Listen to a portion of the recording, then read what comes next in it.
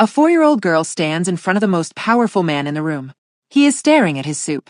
She has purple stains on her fingers. What did you put in my soup, little one? She reaches into her basket and holds up a tiny purple stem. The room goes completely silent. This little girl just solved a 15-year mystery that broke 12 professional chefs, and she doesn't even know it yet.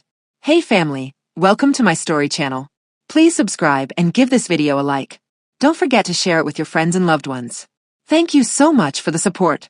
Now sit back, and let's move into today's story. The black phone rang at 2:47 in the morning.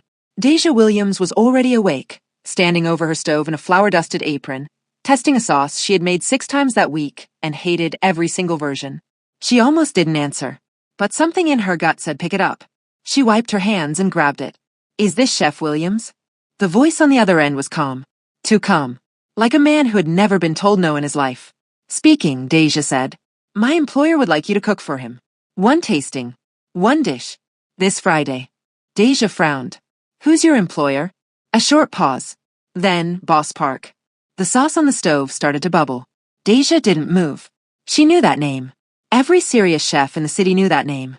Boss Park didn't eat at restaurants. Restaurants came to him. He had made careers with a single nod, and ended them with a single phone call. What dish? She asked. Sincialo. Korean Royal Court Soup. He will send you everything you need to know. Deja's hand tightened on the phone. And if I say no? Another pause. Longer this time. He doesn't expect that answer from you, Chef Williams. The line went dead. Let's talk about Deja Williams for a second, because you need to understand exactly who this woman is before the story goes any further. 38 years old. Single mother. Self-taught chef who learned to cook in her grandmother's Louisiana kitchen before she could read a menu. Deja had no culinary school degree, no fancy internships, no famous mentor. What she had was taste. A gift so precise she could tell you which county a tomato came from just by smell. She had built her catering business from a fold-out table and a borrowed van into one of the most talked-about private dining experiences in the city. Every dollar she made went into 2 things. Her business and her daughter. Her daughter, Coco Williams. 4 years old. Wild hair always escaping whatever style Deja put it in that morning. The kind of child who didn't walk anywhere, she explored. The kind of child who stopped to smell every flower, press her fingers into every patch of dirt, and carry plants home in a little wicker basket like she was a tiny botanist saving the world 1 stem at a time. Coco had learned her love of plants from Grandma Rose, Deja's grandmother, who passed away 2 years ago but somehow still lived in every garden Coco touched. Deja stood in her kitchen for a long time after the call ended. She pulled out her phone and searched. Boss Park. 12 chefs. 15 years. Sincialo. Every article told the same story. 12 professional chefs, trained, credentialed, celebrated, had all tried to recreate this dish for Boss Park. Not one had succeeded. 2 had their restaurants quietly buried afterward. 1 had walked out of the tasting and never cooked professionally again. She looked at the sauce still bubbling on the stove. Then she looked at the photo on her fridge. Coco sitting in Grandma Rose's garden, laughing, dirt on her chin, plants in both hands. Deja turned the stove off and picked up her pen. She was going to crack this dish. She had to. She didn't know yet that the answer was already sitting in her 4-year-old daughter's basket. If you're already hooked, drop a comment below. And hit subscribe. This story is just getting started. 3 days. That was all the time Deja had. She cleared her kitchen table and covered it with printed recipes, food history books, and handwritten notes. She barely slept. She ate standing up. Coco sat in the corner drawing pictures of flowers while her mother went to war with a recipe. Sincialo was not a simple dish. It was a masterpiece built in layers, a slow-cooked broth made from beef, vegetables, and mushrooms, filled with meatballs, eggs, seafood, and garnishes, all served in a special ring-shaped vessel with a chimney in the middle that held burning charcoal to keep it hot. It was the kind of dish that Korean kings once ate at banquets. The kind of dish that took an entire kitchen team to prepare properly. And Boss Park wanted it from 1 woman. Alone. Mama, Coco said, tugging her sleeve. You look scared. I'm not scared, Deja said automatically. Your face looks scared. Deja looked down at her daughter. Coco was holding up one of her drawings, a bowl with steam coming out of it, surrounded by little purple flowers. Deja laughed despite herself. Go draw something else, baby. But that night, after Coco was asleep, Deja called her oldest friend, Marcus, who ran a Korean fusion restaurant across town. You're cooking for Boss Park? Marcus said. His voice dropped to a whisper even though he was alone. Deja, do you know what happened to Chef Lee? I heard, Deja said. Chef Lee trained at 3 Michelin-starred kitchens. 3. And he walked out of that tasting looking like a man who had seen a ghost. He closed his restaurant 6 months later. I'm not Chef Lee, Deja said. Deja. Marcus. Tell me everything you know about Cincialo. Every ingredient, every technique, every variation. I need to understand this dish better than the man eating it. Marcus went quiet for a moment. Then he sighed. Okay. But you better put me in the acknowledgements when you survive this. Over the next 2 days, Deja made Cincialo 4 times. The first version was technically correct. Clean, balanced, well-built. She tasted it and shook her head. It was good. Good wasn't enough. The second version she pushed deeper. Richer broth, more layered seasoning. Better. Still not it. The third version she almost threw across the kitchen. It tastes like a copy, she told Marcus over the phone. It tastes like I read about this dish instead of feeling it. That's because you did, Marcus said. This soup was invented for royalty. It wasn't supposed to taste like something you made in a kitchen. It was supposed to taste like a moment. Deja stared at her pot. A moment. Like standing somewhere sacred. Like something you can't explain but you feel in your chest. She hung up and stood quietly in her kitchen. She thought about Grandma Rose's yard in Louisiana. The smell of the earth after it rained. The way the air there felt like a hug from someone who loved you without conditions. She didn't know why she thought of that. Not yet. She made version 4. It was her best attempt. Beautiful, full, dignified. And it was still missing something she couldn't name. Friday came. The estate was 30 minutes outside the city, hidden behind iron gates and old trees that lined a private road. Deja drove in silence. Coco in the back seat with her little wicker basket already packed with small clippers, a magnifying glass, and 2 empty jars. Mama, will there be a garden? Probably. Can I look at it? Stay where I can see you. Coco nodded solemnly, already peering out the window like a scientist approaching a new continent. The gate opened before Deja even had to press anything. Minjun was already standing at the entrance. Late 30s, sharp suit, clipboard in hand, the kind of polite that felt like a warning. Chef Williams, he said, with a small bow. Mr. Park is expecting you. I'll show you to the kitchen. Deja stepped out of the car and straightened her jacket. She had dressed well today. Not to impress, but to remind herself who she was. She grabbed her equipment bag from a trunk. Coco hopped out, basket swinging on her arm. Minjun looked at Coco, then back at Deja. The child. She's with me, Deja said, in a tone that closed the subject. Minjun nodded carefully. There is a courtyard garden adjacent to the kitchen. She may wait there. It is a botanical garden. Ornamental only, please don't disturb the plants. Coco looked up at him with the expression of a child being told not to breathe. Okay, she said, very seriously. The kitchen was enormous and cold.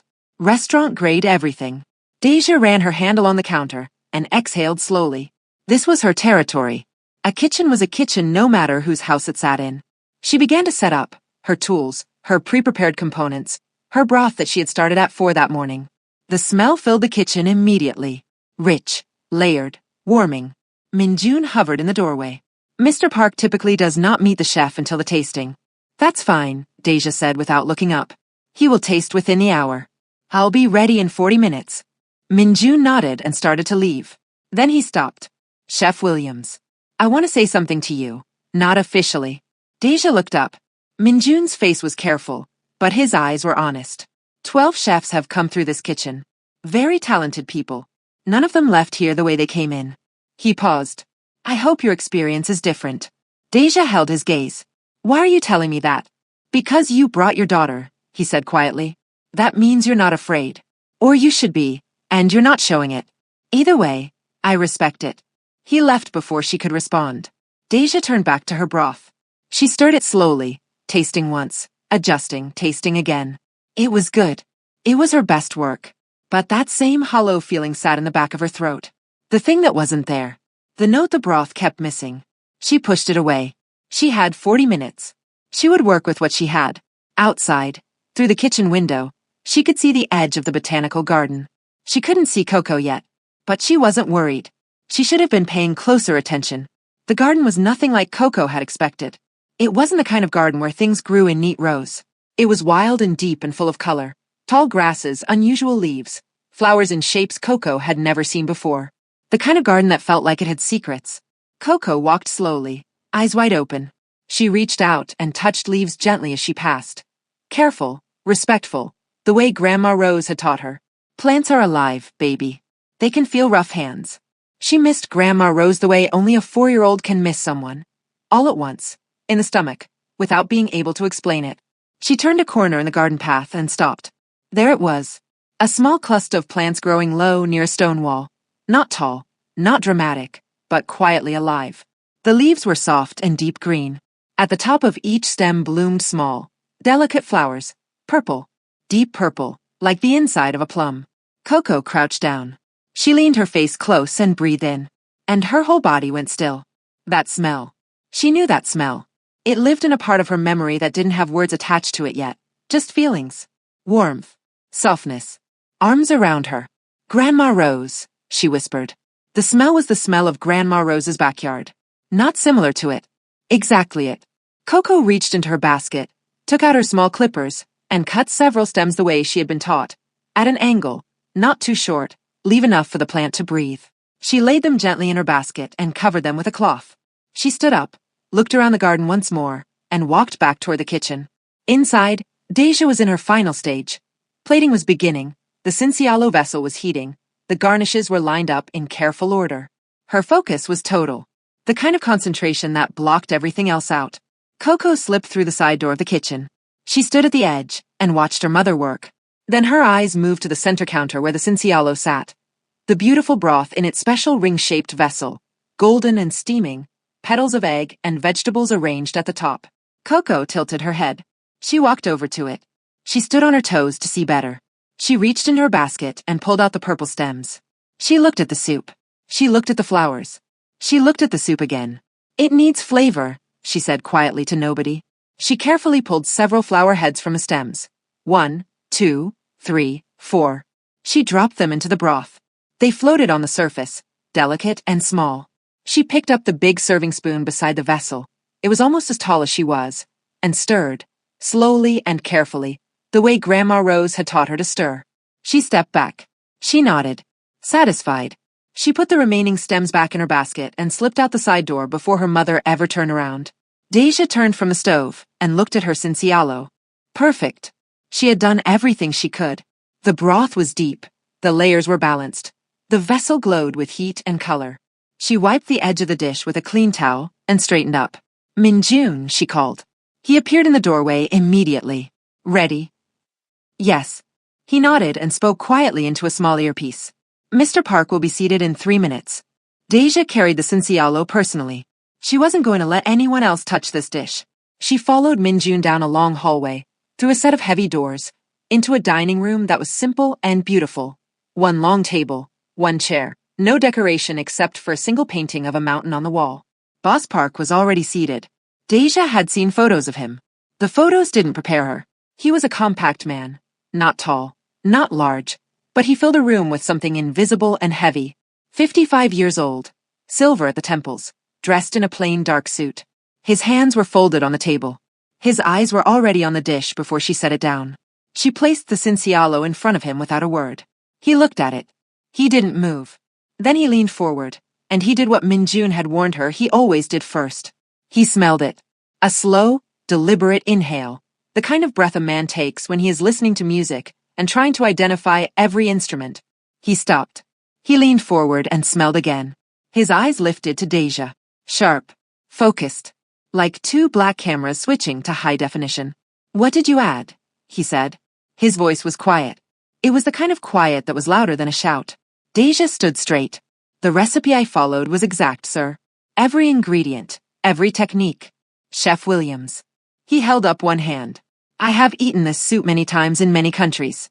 I know this recipe by memory. There is something in this broth that is not supposed to be there. He paused. And it smells like something I've been looking for my entire adult life. Deja's heart began to race. She stepped forward and looked at the broth. There, at the edge of the vessel. Small, purple, tiny petals floating in the gold. Her stomach dropped all the way to the floor.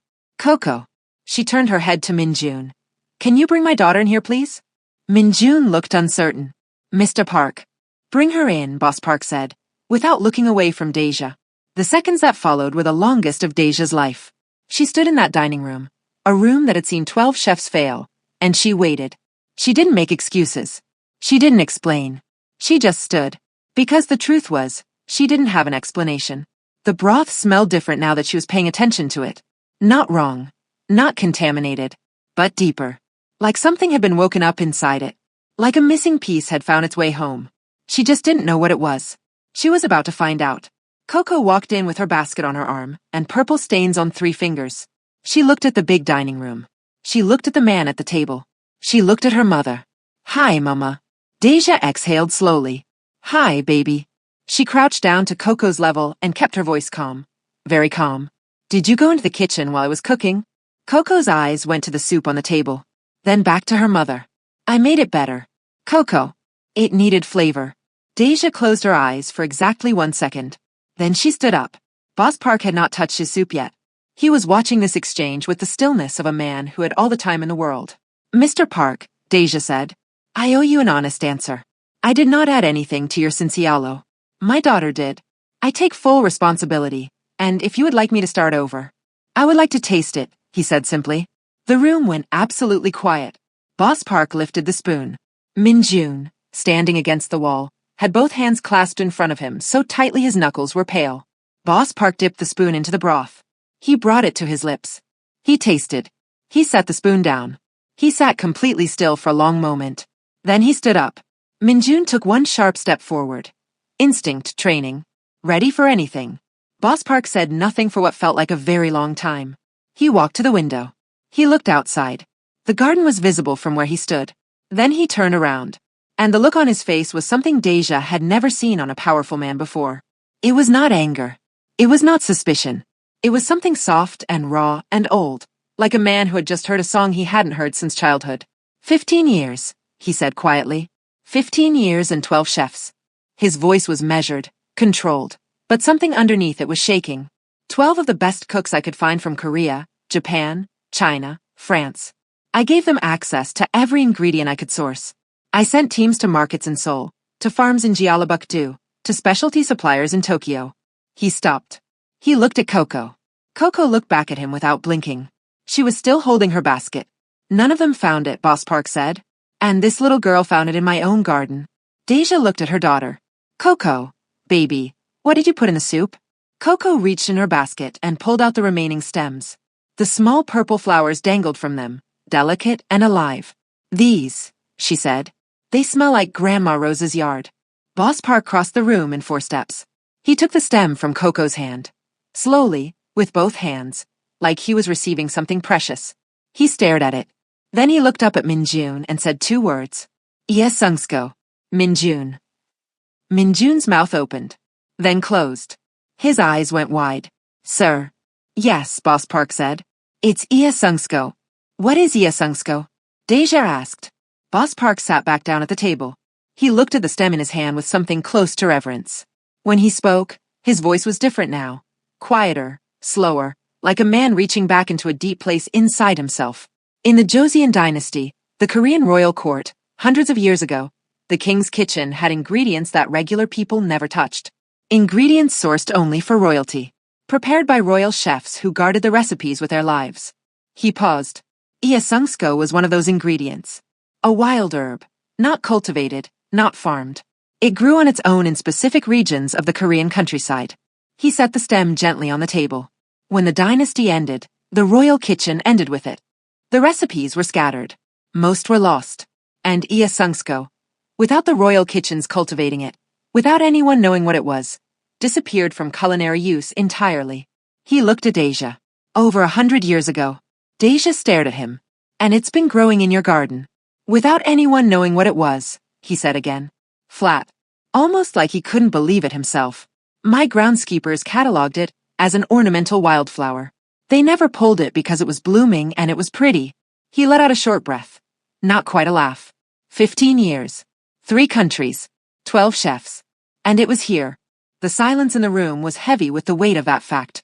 Min Jun was still standing against the wall. He looked like a man trying to hold himself together. How did you know? Boss Park asked. He looked at Coco. How did a 4-year-old girl know what grown men and trained chefs could not recognize? Coco considered the question very seriously. She sat down cross-legged on the dining room floor. She was 4. That's what 4-year-olds do. And put her basket in her lap. Grandma Rose had a garden, she said. She told me every plant has a voice. You just have to be quiet enough to hear it. No one in the room said anything. And when I smelled those flowers, Coco pointed at the stem on the table. It sounded like Grandma Rose. Deja felt something move in her chest. She pressed her lips together. Boss Park looked at Deja. Her great-grandmother. She knew this plant. She was from Louisiana, Deja said. Old family land. She used to say some plants travel, that seeds move with people, with water, with wind. She probably didn't know what it was called. She just knew what it did. Deja looked at her daughter on the floor, and she taught Coco to trust what she smells. Boss Park was quiet for a long moment. Then he said something that Deja didn't expect. I have been so focused on recreating the dish that I stopped believing the answer could be simple. He picked up the stem again. A child found it. With her nose. In my own yard. He looked at Deja with clear, direct eyes. The businesslike power was still there, but underneath it, something genuine. You raised a remarkable child, Chef Williams. Deja looked at her daughter, sitting on the floor, completely unbothered, rearranging the plants in her basket. Grandma Rose raised us both, she said. Boss Park made 3 decisions before Deja left the estate that evening. The first, he contracted Deja Williams as his permanent private chef. Not project by project. Permanent. A contract with a number that made Deja read it twice, and then very carefully set it on the counter, and breathe. I don't need you to cook every day, he told her. I need you available. And I need you to understand that trust, in my world, is currency. You gave me honesty today when you could have taken credit. That matters more to me than the food. Deja nodded. I won't cook for you dishonestly. Ever. I know, he said simply. That's why I'm offering this. The second decision, he summoned his head groundskeeper and garden team, and issued an immediate directive. The Ia Sungsko cluster near the stone wall was to be carefully identified, documented, and placed into a controlled cultivation program. No one was to touch it without his permission. Specialists would be brought in. The plant would be preserved, grown, and protected. Minjun was already on the phone before Boss Park finished speaking. The third decision happened quietly, almost as an afterthought, but it wasn't. Boss Park walked back to the dining room alone. He stood at the table where the Cincialo still sat, barely touched, still warm. He looked at it for a long time. Then he went to his desk and wrote a single line on a piece of paper and handed it to Minjun. The dish name, he said, for the menu at the restaurant. This is what we're calling it. Minjun read it. He looked up. His expression was the softest Deja had ever seen it. The paper said, Coco's Cincialo. Outside, at the car, Deja buckled Coco into her seat. Coco was already half asleep, basket of plants tucked under one arm, purple fingers curled loosely around the handle. Deja stood at the car door and looked at her daughter.